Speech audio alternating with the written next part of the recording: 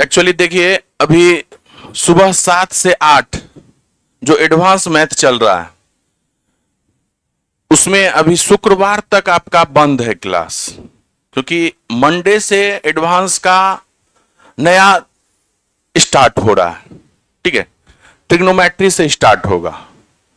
तो जो लोग भी अगर एडवांस पढ़ना तो सब कुछ है ना। तो अगर 7 बजे आप लोग उठ जाते हैं सुबह में, या 7 बजे फ्री हैं, तो 7 से 8 ज्वाइन कर लीजिए एडवांस मैथ भी। ठीक है, 7 से 8 आपका एडवांस मैथ चलेगा, 8 से 9 आपका नंबर सिस्टम अर्थमेटिक चल। इससे क्या होगा कि स्मूथली आप दोनों चीज पढ़िएगा, तो सिलेबस थोड़ा समय पर खत्म हो जाएगा, है ना। दोनों साथ में आराम से पढ़ा जा सकता है, क्या कि दोनों का एक दूसरे से लिंक कहीं कहीं तक नहीं है, दूर दूर तक नहीं है आपका, है ना। अब ट्रिग्नोमेट्री का लिंक नंबर सिस्टम से क्या है, कुछ नहीं है। तो दोनों का कॉन्सेप्ट अलग अलग है, तो इसलिए वहां से अगर आप स्टार्ट करते हैं तो कोई दिक्कत नहीं आएगी, और आने वाले समय में आपका सिलेबस बहुत आसानी से और जल्दी खत्म हो जाएगा। ठीक है। अब बहुत सारे लोग कहते हैं कि सर 2 घंटा का क्लास कैसे करेंगे, तीसरा घंटा रीजनिंग भी हो जाता है। तो जब तक लगातार आपको पढ़ने की आदत नहीं है, तब तक आप का आगे बढ़ना मुश्किल है। देखिए, सफल वही होते हैं जो लाइफ में अपने आप को डिसिप्लिन करते हैं। डिसिप्लिन का मतलब क्या, कि एक प्रॉपर रूटीन होना चाहिए, उसको फॉलो करते हैं। लगातार 1 घंटा 1.25 घंटा अगर आप लगातार पढ़ रहे हैं क्लास में कंसंट्रेट होके, तो कहीं ना कहीं ये आपके लिए पॉजिटिव है। अब हर 10 मिनट पर अगर आपका कंसंट्रेशन लूज होता है, आपको बूस्टअप की जरूरत है, आपको हंसी मजाक की जरूरत है, तो ये अच्छा साइन नहीं है। तत्काल के लिए आपको अच्छा लगेगा कि 4 गो चुटकुला बोल दिए, मन फ्रेश हो गया। ठीक है, तो आप मान लीजिए कि इधर उधर का बात करते हैं, आपका क्लास तो 1 ही घंटा का, तो समय तो किल हुआ, वो तो आपके सिलेबस आउट ऑफ सिलेबस है ना। तो 1 ही घंटा में उसके बदले अगर 1-2 सवाल और कर ले तो कितना अच्छा रहेगा। आप एग्जामिनेशन में जाइएगा, कोई भी एग्जामिनेशन दीजिएगा, तो कम से कम तो 1 घंटा तो वहां समय बिताना पड़ेगा। 1 घंटा 1.5 घंटा 2 घंटा का रहता है ना कोई भी एग्जाम। तो अगर वहां पर अगर आप कंसंट्रेट होके आपको आदत नहीं है बैठने का, तो वहां कैसे आप अपने आप को डील कीजिएगा, है ना। तो ऐसे केस में तो आप पिछड़ जाइएगा। तो इसलिए अपना आदत सुधारिए, और थोड़ा सा लगातार पढ़ने का, बैठने का ये आदत, अच्छा आदत डालिए आप अपने अंदर, है ना। आपके लिए सही रहेगा। ठीक है। और रही बात मोटिवेशन की, तो मोटिवेशन के लिए हम एक ही बात बोलेंगे कि मोटिवेट आपको खुद अंदर से आना चाहिए। मोटिवेशन, है ना। आप किस स्थिति में है, आपकी घर की क्या परिस्थिति है, एक बार माँ बाप के बारे में सोच लीजिए, मोटिवेशन अपने आप आ जाएगा। कैसे आपको पैसा दिया जाता है, कैसे पटना में रहने के लिए आपके मम्मी पापा जुगाड़ करते हैं पैसा का, है ना। एक बार उनके बारे में सोच लीजिएगा ना, तो अपने आप अपने गोल पे फोकस कर लीजिएगा, है ना। और जिस किसी को बार बार मोटिवेशन की जरूरत पड़ती है, तो कहीं ना कहीं उसके अंदर दिक्कत है। मोटिवेशन क्लासरूम तक ही सही लगता है, क्लासरूम के बाहर जाने के बाद इस कान से सुने उस कान से निकल जाता है। बात सही है कि नहीं। हाँ, तो जब तक अपने आप को जगाइएगा नहीं, जागृत नहीं कीजिएगा, तब तक मुश्किल है। और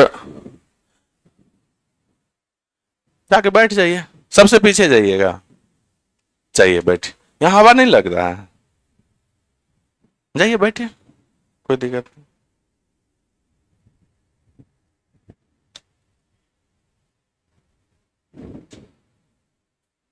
ऐसा सुनिए, आप सब थोड़ा और पीछे होते चले जाइए, तो ये बीच वाला बेंच, 2 बेंच खाली कर दीजिए, आप लोग पीछे होइए। सब पीछे तक का पंखा चला दिए उन सबको, और आप सब भी पीछे चले जाइए। आगे का 2-3 बेंच छोड़ दीजिए, हवा में बैठिए आप लोग। पीछे का और 2 बेंच खाली कर दीजिए, ठीक है। नहीं नहीं, गर्मी का बात नहीं, पीछे पीछे पंखा चला दिए हैं जी, पीछे पंखा चला दिए हैं, पीछे तक है पंखा, कोई दिक्कत नहीं है।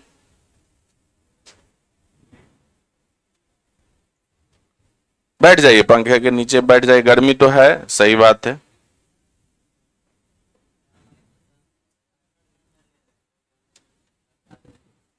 वह तो आदत करना तो पड़ेगा, करना तो पड़ेगा, समय तो देना पड़ेगा, ऐसे नहीं होता है।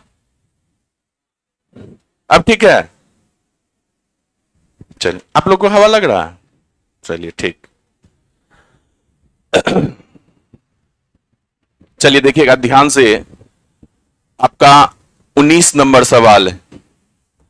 कहता है कि किसी 3 अंकीय संख्या का अंतिम 2 अंक से बनी संख्या 6 का पूर्ण गुणांक है। यानी कि कोई 3 अंक का संख्या है, जैसे मान लीजिए कि 3 अंक का संख्या लिए, जैसे आप 418 ले लिए, 3 अंक का संख्या हुआ। क्या बोला कि अंतिम 2 अंक, तो ये अंतिम 2 अंक है, से बनी संख्या 6 का पूर्ण गुणांक है, यानी कि अंतिम 2 अंक जो है 6 के मल्टीपल में है ना। ऐसा ही कोई 3 अंक का संख्या है जो अंतिम का 2 अंक 6 के मल्टीपल में है, तो ऐसी संख्या हमेशा किससे विभाजित होगा? आप हमें यह पहले बताइए, 6 का मल्टीपल पहाड़ा पढ़िए तो 6, 12, 18, 24 जितना भी है, 30, 42 जितना भी आते जाएगा, तो इकाई अंक आप ध्यान से देखिए तो आपका सम ही आएगा। अगर इकाई अंक सम आ जाता है तो वैसी संख्या किससे विभाजित होगी? 2 से विभाजित होगी कि नहीं? तो ऐसी संख्या किससे विभाजित होगा? 2 से विभाजित होगा। तो ये तो मौखिकली सवाल हुआ।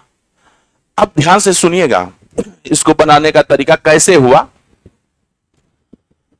कोई भी 3 अंक की संख्या, जैसे आपके सामने 2 अंक की संख्या का इक्वेशन लिखते हैं। पहले 2 अंकों की संख्या बहुत इंपॉर्टेंट है। 2 अंकों की संख्या,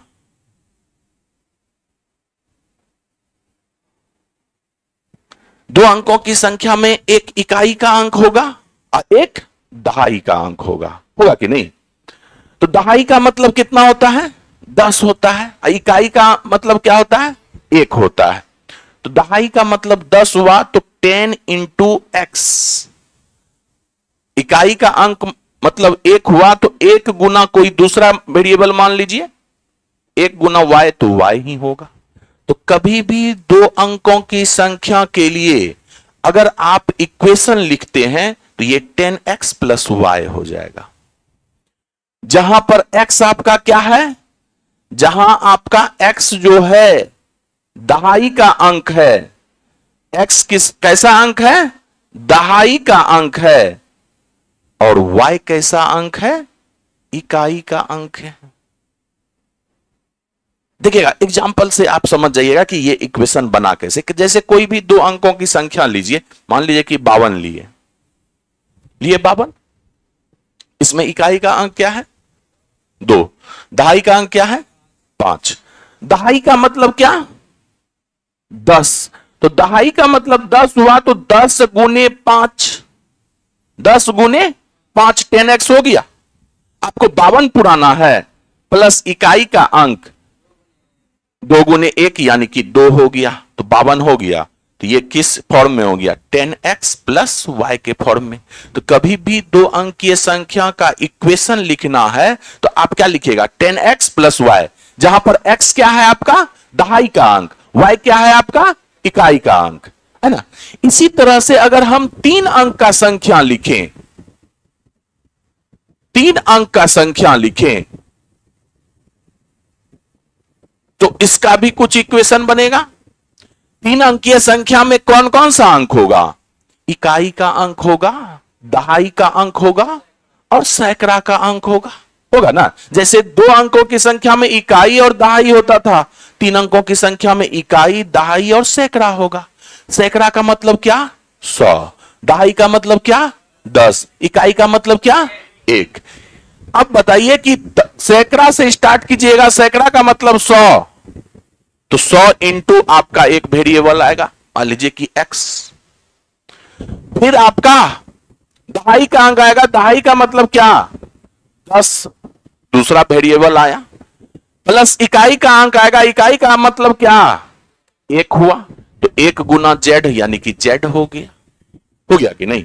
तो ये 3 अंकीय संख्या का इक्वेशन हो गया, ये आपका 2 अंकीय संख्या का इक्वेशन आ गया। यही 2 पर सवाल आएगा आपका, 2 अंकीय संख्या, 3 अंकीय संख्या। अगर 4 अंकीय संख्या भी पूछ देगा तो 1000 से स्टार्ट करेंगे ना, 1000, 100, 10, 1, ये ना कीजिएगा। यहां पर आपका x क्या है, आपका सैकड़ा का स्थान है ना। y क्या है आपका, दहाई है आपका, है ना। और z आपका क्या है, इकाई है आपका, इकाई है आपका। तो 3 अंकीय संख्या जो है, इसका अंतिम का 2 अंक क्या बोला है कि 6 से पूरी तरह विभाजित है, 6 का मल्टीपल है। तो आप हमें ये पहले बताइए, ये तो सैकड़ा का पोजीशन हो गया, ठीक है, प्लस अगर ये 6 का मल्टीपल है तो ये 6 के गुणांक में ही होगा कोई कुछ ना कुछ, 10y अब प्लस z। अंतिम का 2 अंक अगर 6 से विभाजित है तो यानी कि ये 6 के ही मल्टीपल में होगा, और दूसरे के मल्टीपल में तो होगा नहीं। अब यहां से क्या है, यहां 100 है, यहां 6 है, दोनों में से 2 कॉमन आ रहा है, 2 कॉमन आ गया, तो ये आ गया आपका 50x प्लस यहां पर 3 बचा, 10y प्लस z। तो ये आपका तरीका हो गया। अब देखिए इसका एक फैक्टर कौन सा आया, 2, तो 2 एक फैक्टर है, तो यानी कि ऐसी संख्या हमेशा किससे विभाजित होगी, 2 से विभाजित होगी। तो ये प्रोसेस हो गया, लेकिन इतना लंबा प्रोसेस में जाना नहीं है। आप सीधा सोचिए, लास्ट का 2 अंक अगर 6 का से विभाजित है तो 6 के मल्टीपल में जितना भी आएगा तो इकाई अंक सम संख्या होगा, इकाई अंक सम संख्या होगा। अगर इकाई अंक सम संख्या हो गया तो पूरा संख्या किससे विभाजित होगा, 2 से विभाजित होगा। क्लियर है, चलिए नोट कर लीजिएगा, एक एक चीज नोट कर लीजिएगा।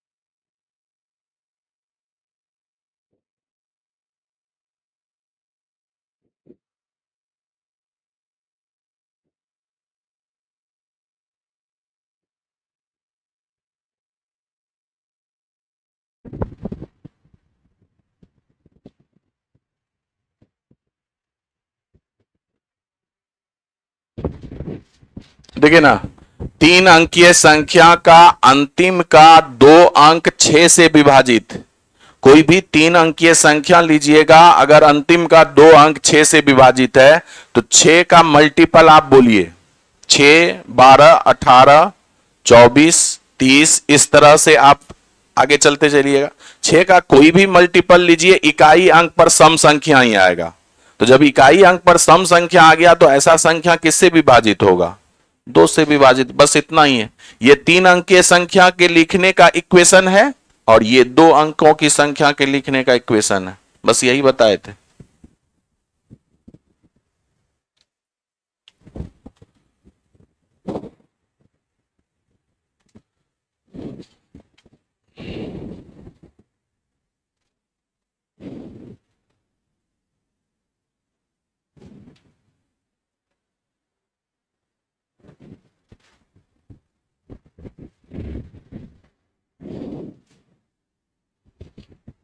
कितने लोग टेस्ट देने के लिए तैयार हैं? सही सही बोलिएगा, हाथ उठा दीजिए एकदम।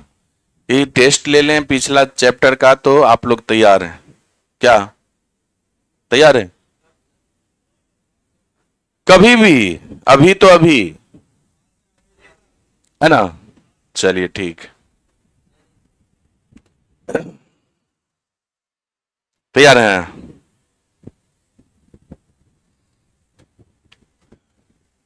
दो टेस्ट हो जाएगा आपका, एक सिंप्लीफिकेशन यूनिट डिजिट का और एक टेस्ट आपका डिवीजन का।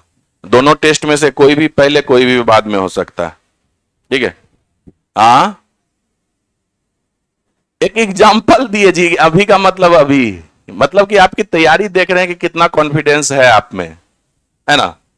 जितना पढ़िए उसमें एकदम मास्टर बन जाइए, उसका एक्सपर्ट बन जाइए, वही तैयारी होता है। चलिए नेक्स्ट।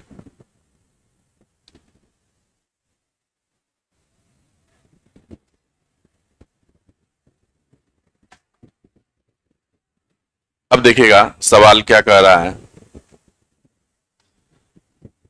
कि जब 335 को 5A7 में जोड़ा जाता है, देखिएगा 335 तो पूरा 3 अंकीय संख्या है, ये 335 है आपका, ठीक है?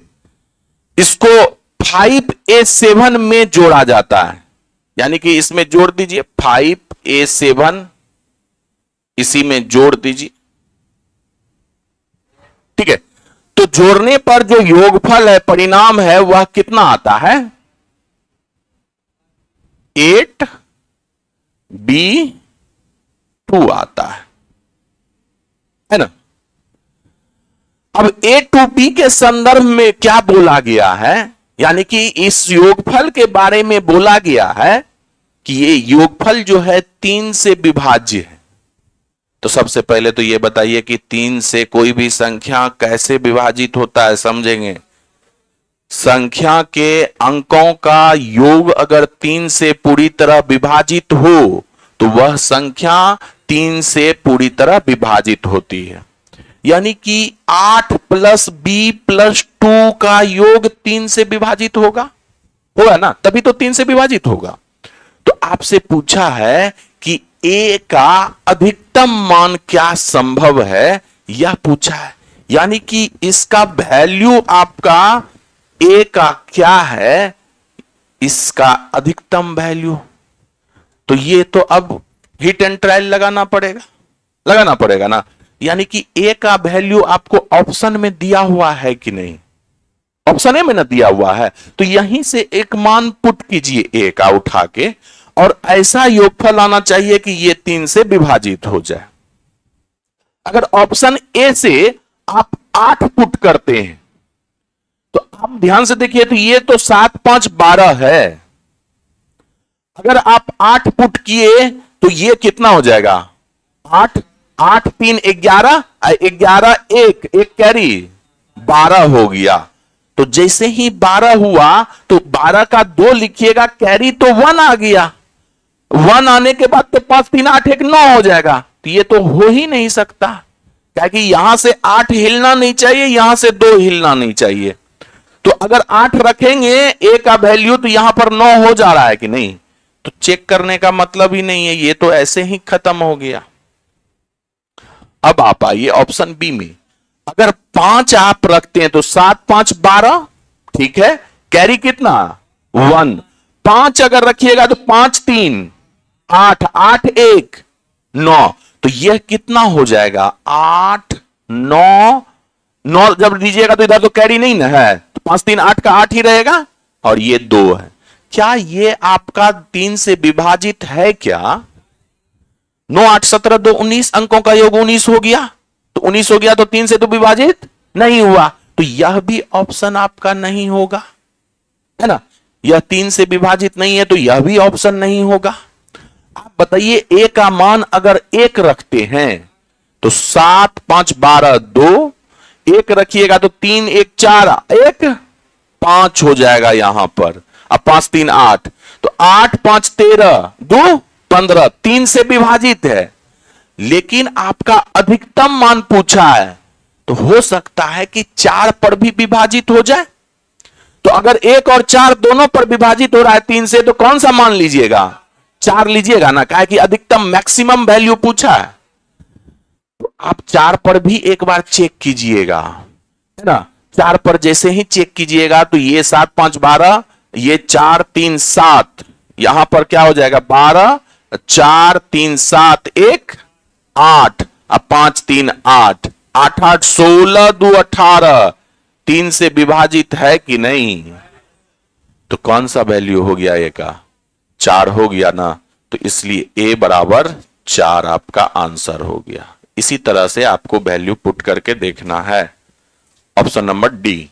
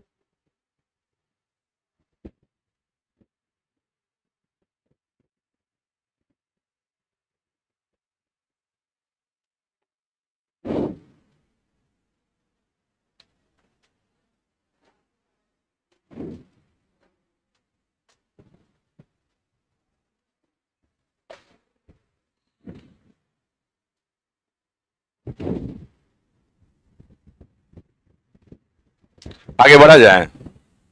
चल, सवाल पहले से ही उतार लीजिए कॉपी में। अगर सॉल्यूशन नीचे कर रहे हैं उसके ऊपर अगर सवाल लिख रहे हैं तो ये बहुत अच्छी आदत है, लेकिन क्लासरूम में सवाल मत लिखिए। पहले से ही अपना सवाल ऊपर लिखिए, उसके नीचे जगह छोड़ के आया कीजिए। उससे क्या होगा कि एटलीस्ट आप सवाल एक बार पहले से पढ़े होइएगा, और जब पढ़े होइएगा तो कुछ ना कुछ तो समझ में आएगा, और उसको जब हम रिपीट करेंगे तो पूरी तरह से समझ में आ जाएगा, है ना। तो कुछ स्टेप आप कीजिए, बाकी जो बचा रहेगा हम तो पूरा करवा ही देंगे, है ना। तो कोशिश हमेशा अपने से करने का कोशिश कीजिए। चलिए ध्यान से देखिएगा। कहता है कि यदि m तथा n दो धनात्मक पूर्णांक है, यानी कि पॉजिटिव नंबर है आपका, ठीक है। m और n निगेटिव नहीं हो सकता है, कोई भी पॉजिटिव हो सकता है 1 से अनंत तक के बीच में, ठीक है।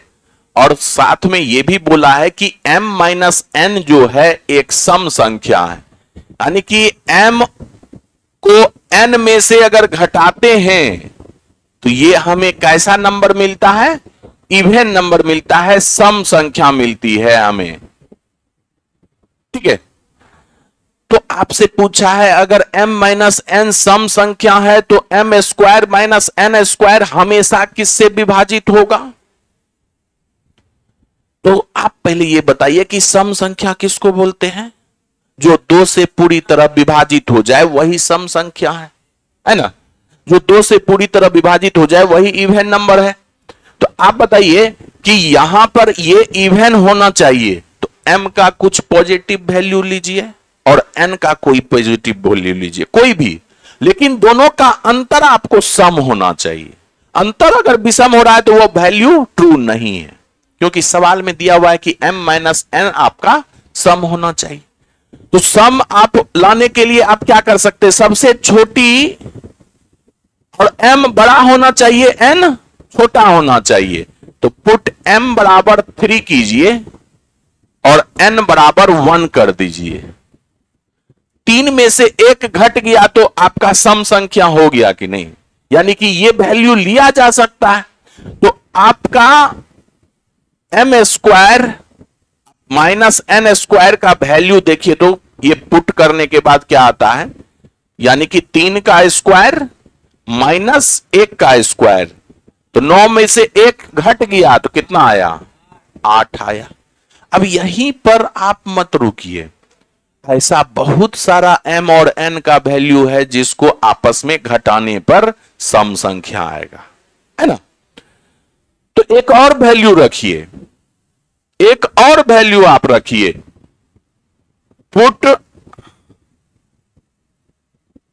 m बराबर अगर हम 4 रख दें और n का वैल्यू एक और बढ़ा के 2 रख दें,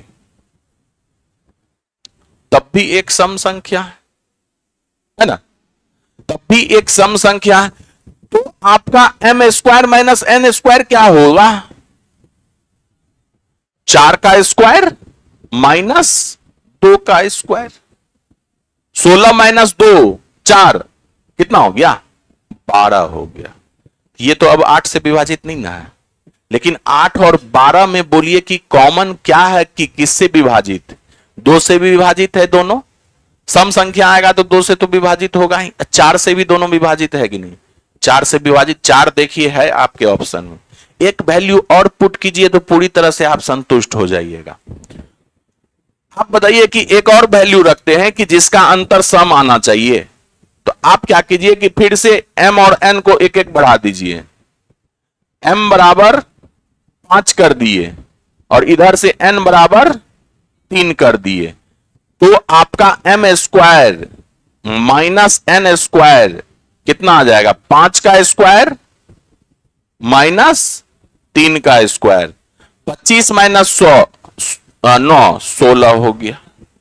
आप बताइए 8 भी 4 से विभाजित है, 12 भी 4 से विभाजित है, 16 भी 4 से विभाजित है। आने वाला इतना जितना भी वैल्यू लीजिएगा m और n का, जिसका अंतर आपका सम होगा, तो m square minus n square हमेशा किससे विभाजित होगा? 4 से विभाजित होगा। तो कौन सा ऑप्शन हो जाएगा? Option number A. तो 2-3 वैल्यू पुट करके देख लीजिएगा कॉमन क्या आ रहा है, किससे सब कोई विभाजित हो रहा है, यानी कि 4 से पूरी तरह विभाजित।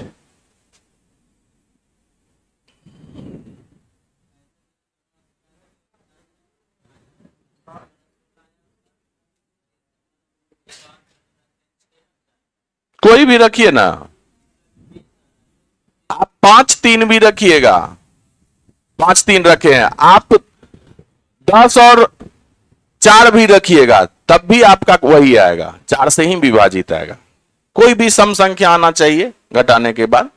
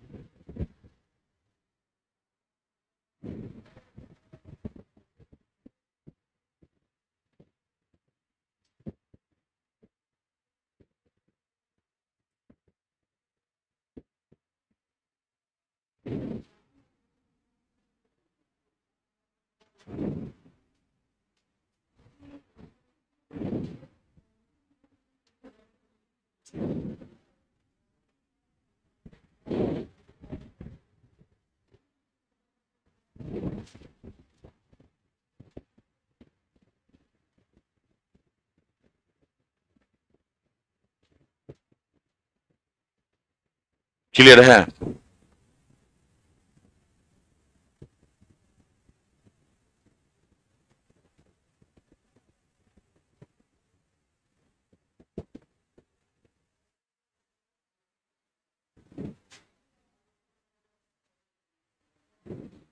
आगे बढ़ा जाए।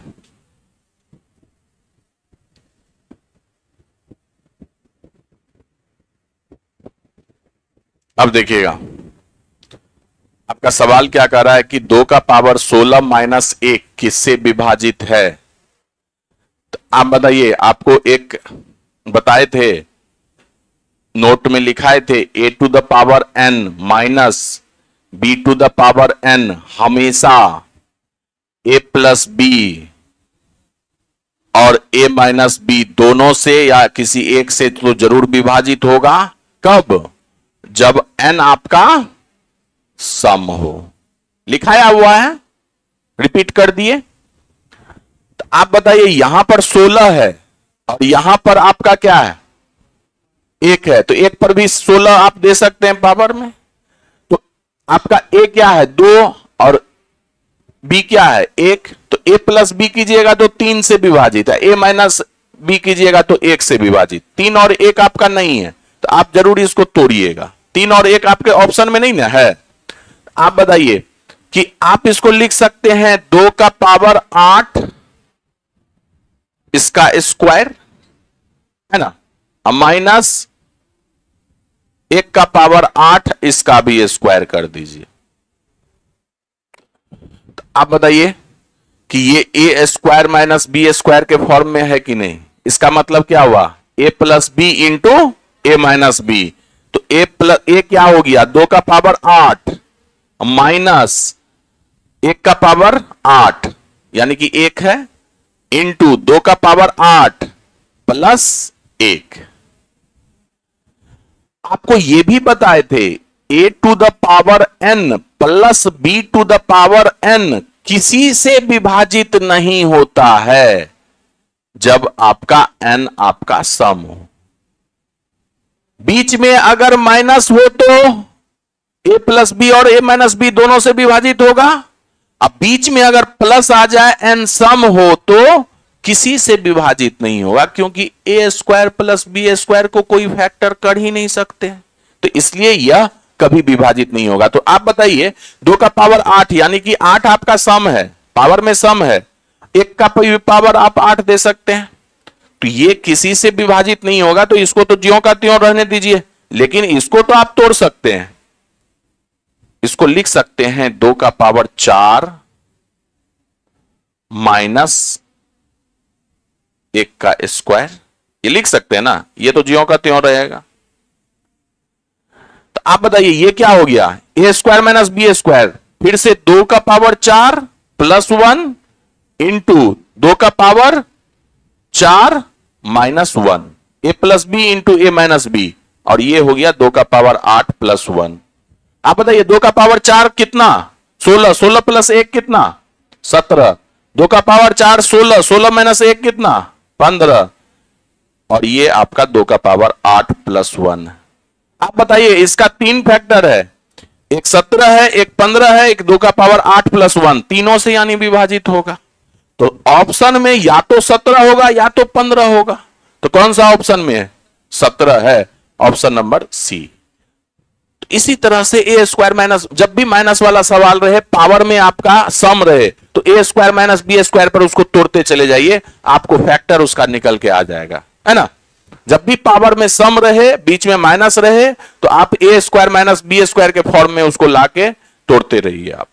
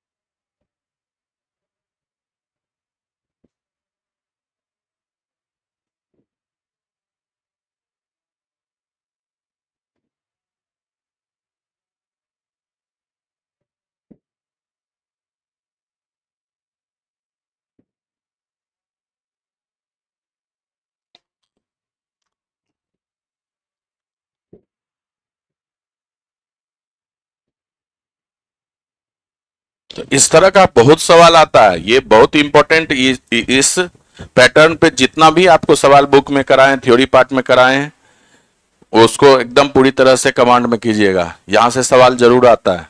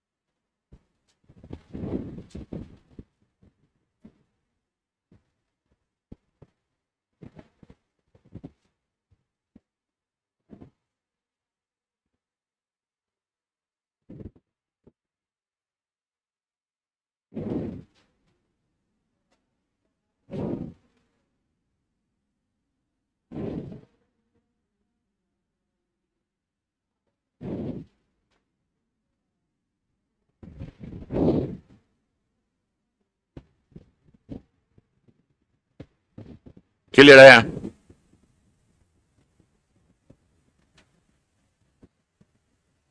चलिए नेक्स्ट।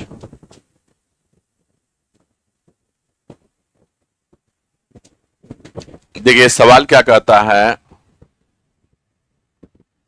कि 71 और एक अज्ञात संख्या, अज्ञात संख्या कुछ भी हो सकता है, मान लिए कि x है आपका, इसको आपस में गुना करने पर जो गुणनफल आता है उसमें अगर 47 जोड़ा जाता है तो इस तरह से प्राप्त संख्या को जब 7 से विभाजित किया जाता है तो 98 भागफल बचता है।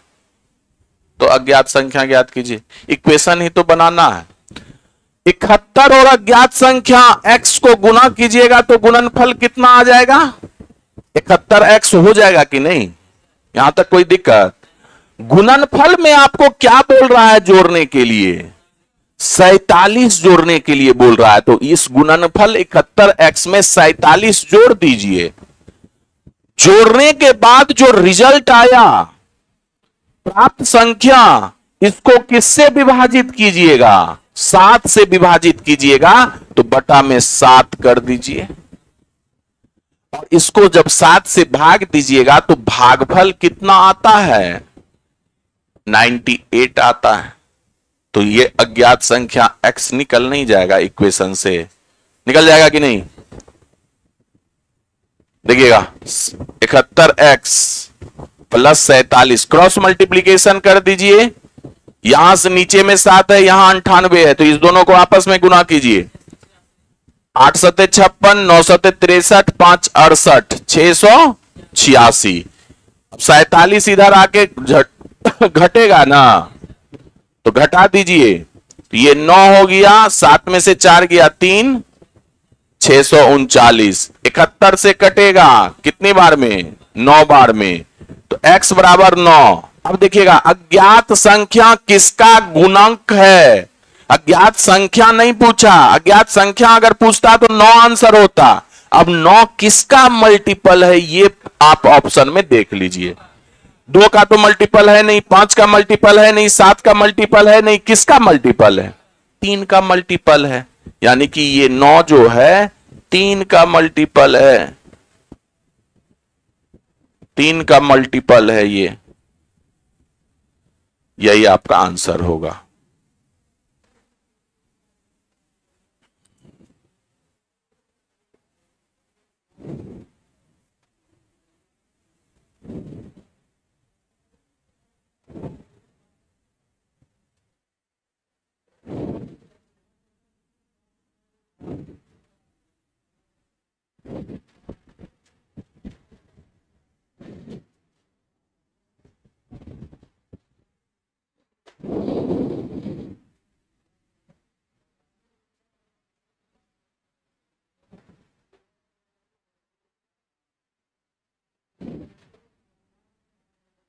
बुक जिनके पास नहीं है बुक ले लीजिए, ऑफिस में मिल जाएगा आपको बुक, है ना? बुक रहना चाहिए।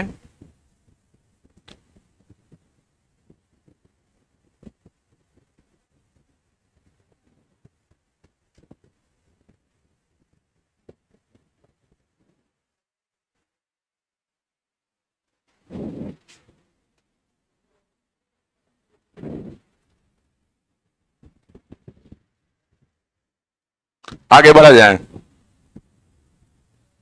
हो गया।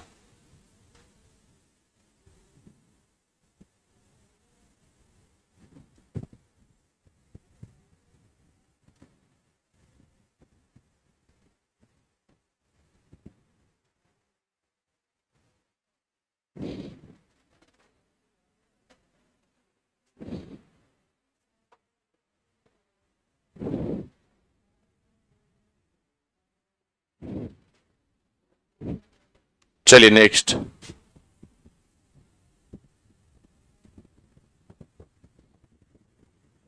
देखिएगा, n कोई प्राकृतिक संख्या है, नेचुरल नंबर है, तो n का पावर 4 माइनस n को विभाजित करने वाली संख्या क्या होगी, यह आपसे पूछा है। तो आपको क्या बताए थे कि जब भी आपका इक्वेशन वाला सवाल रहे तो n का कुछ वैल्यू पुट करते चलिए। तो ज्यादातर कोशिश कीजिए n का छोटा से छोटा वैल्यू पुट कीजिए। अगर सबसे छोटा वैल्यू 1 पुट कीजिएगा तो ये 0 हो जाएगा, है ना। तो 0 आपका नेचुरल नंबर है नहीं। आप 0 के बाद कौन सा पुट कर सकते हैं? पुट n बराबर आप 1 पुट कीजिए, नहीं तो 2 पुट कीजिए। 1 पे तो 0 ही आ जाएगा, है ना। तो 2 का पावर 4 माइनस 2, तो 16 माइनस 2 कितना? 14। अगर आप n की जगह 3 पुट कीजिए तो 2 का पावर, सॉरी 3 का पावर 4 माइनस 3, 3 का पावर 4 कितना जी? 81। 81 में से 3 गया 78। आप देखिएगा जितना भी वैल्यू n का रखते चलिएगा सब सम संख्या आएगा। सम संख्या आने का मतलब वह 2 से पूरी तरह विभाजित, है ना।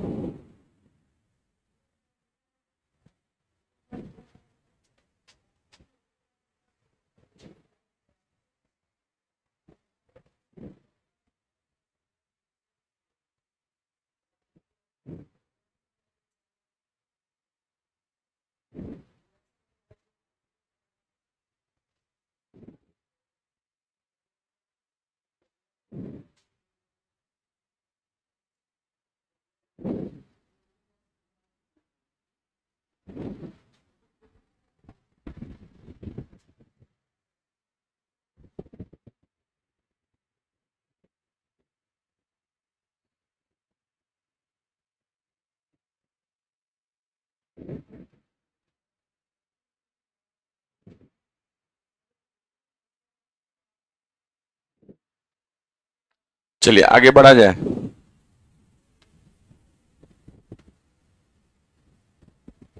अब देखिए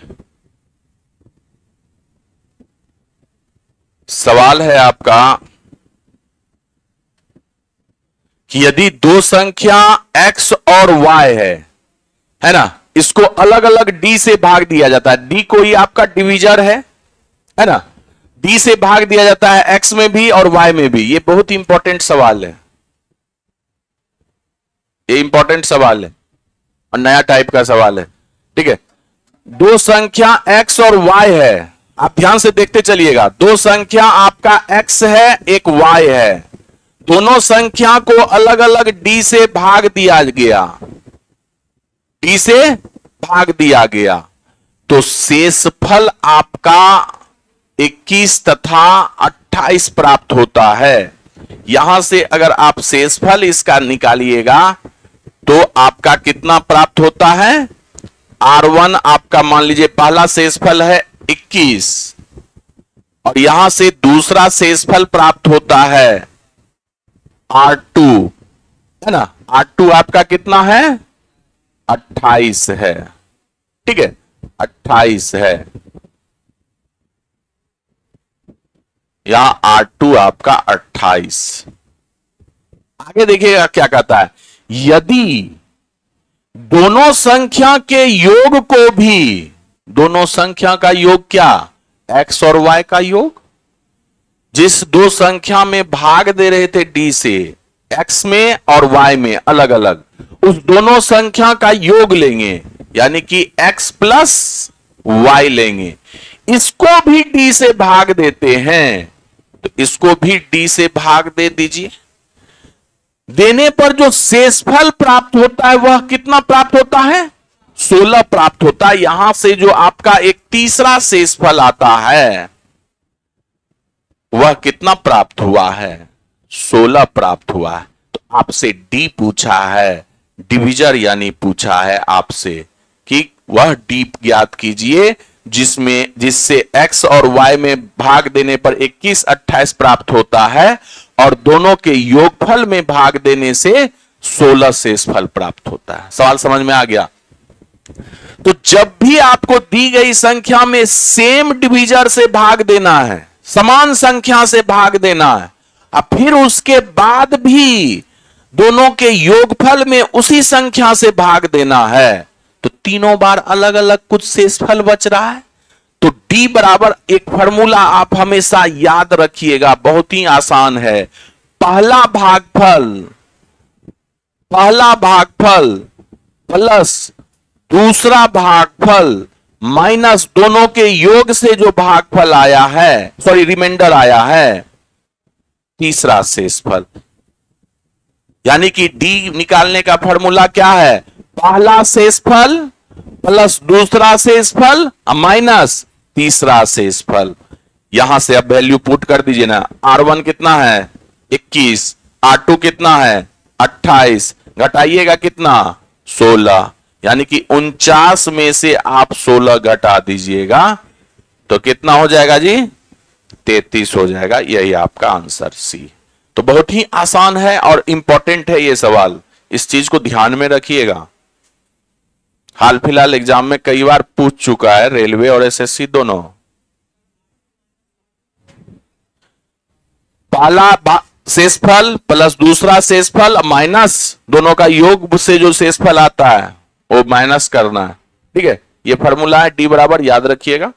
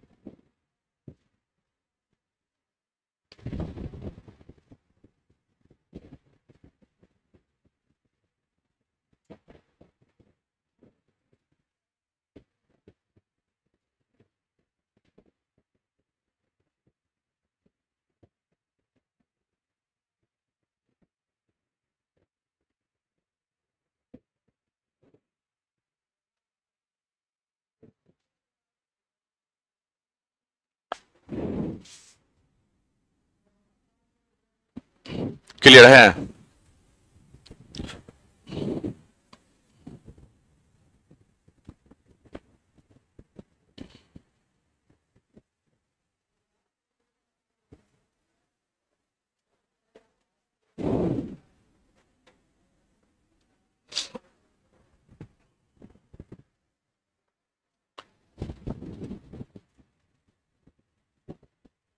चलिए नेक्स्ट।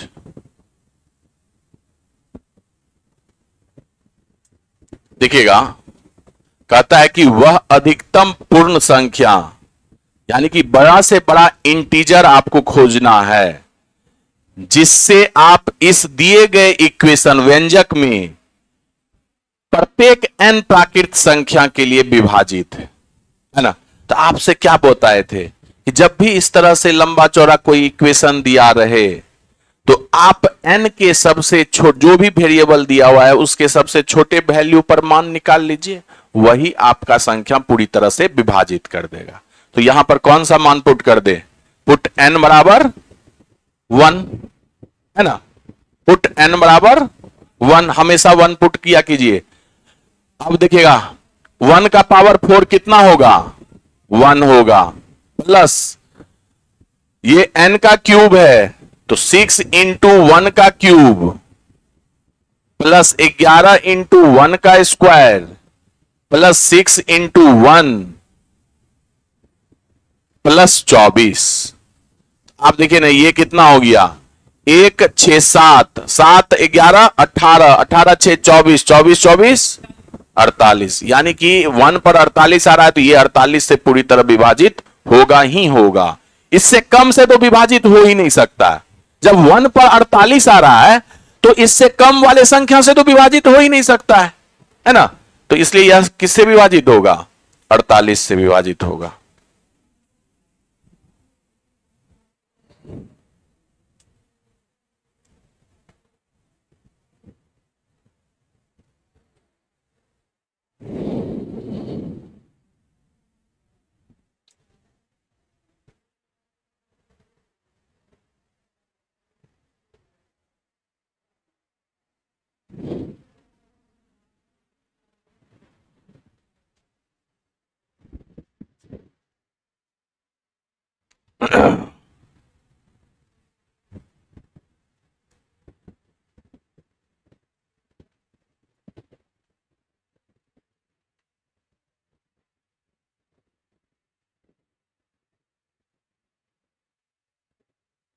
नेक्स्ट किया जाए, चलिए।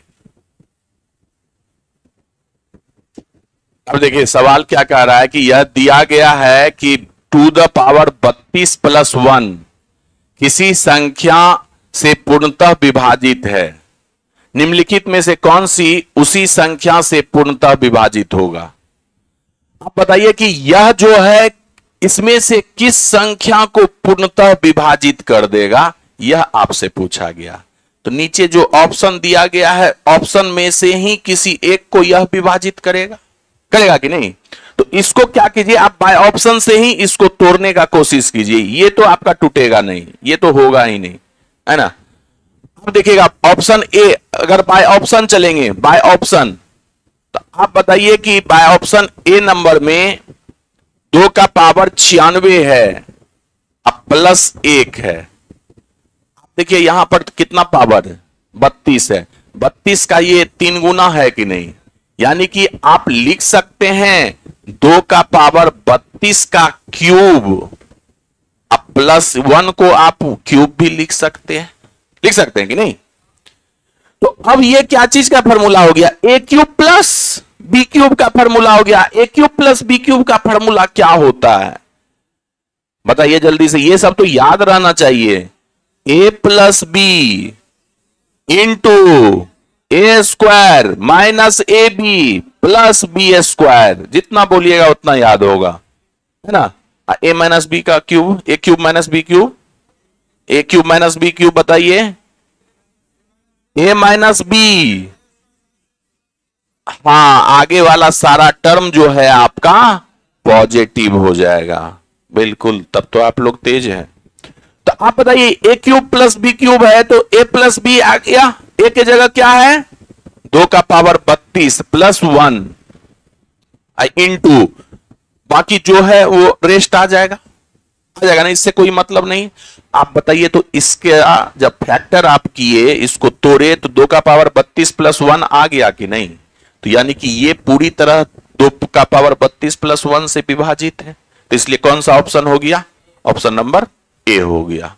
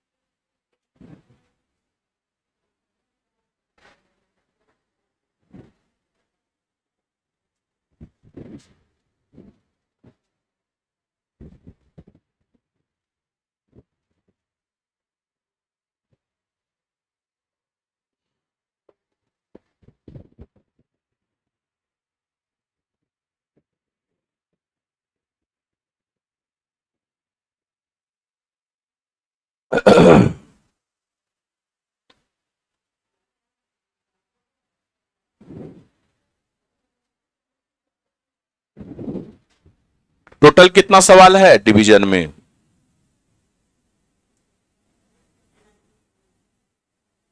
कितना है जी? 39, 39 गो, यानी कि 12 सवाल अभी और है। ठीक है, कल कोशिश रहेगा कि डिवीजन आपका खत्म हो जाए। ठीक है, इससे आगे हम लोग कल करते हैं। ठीक है, चलिए नेक्स्ट क्लास कल 8 बजे मिलते हैं।